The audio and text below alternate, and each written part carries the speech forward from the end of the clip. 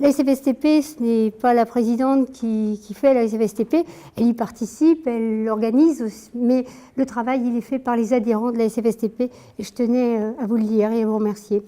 Et puis la deuxième chose qui pour moi a beaucoup d'intérêt, c'est qu'aujourd'hui on va découvrir le potentiel de l'imagerie hyperspectrale, donc cette technologie dont on ne sait pas forcément beaucoup de choses et d'après ce que j'ai pu entendre, lire, eh bien, qui va nous apporter beaucoup.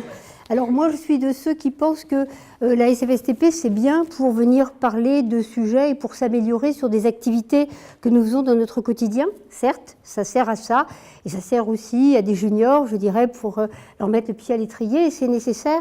Mais la SFSTP c'est aussi la démarche que vous avez aujourd'hui, donc de nous présenter de nouvelles technologies et de nous donner les éléments pour qu'on voit comment ces technologies vont pouvoir nous donner du plus, nous faire gagner du temps, parce qu'aujourd'hui on est aussi souvent à la recherche de ce temps qu'on n'a plus.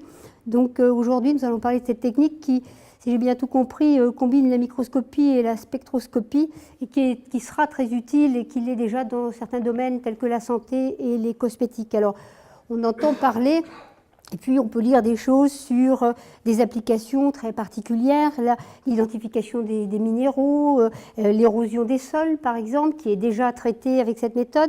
J'ai vu que l'étude de la végétation, on suit les cultures de cette manière, on suit aussi le stress des plantes, donc vraiment un domaine très très large. Mais des applications pharmaceutiques vont également être disponibles.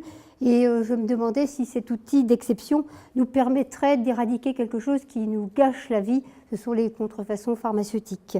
Alors nous sommes très intéressés par le partage de vos expertises, parce que cette technologie, elle est prometteuse, elle s'adressera au contrôle qualité, à l'agroalimentaire, à la médecine, la biologie, enfin des tas de sujets. Merci beaucoup, merci encore de tout le travail que vous donnez. Puis maintenant, je vous passe la parole et j'écoute sagement pour avoir des questions à vous poser.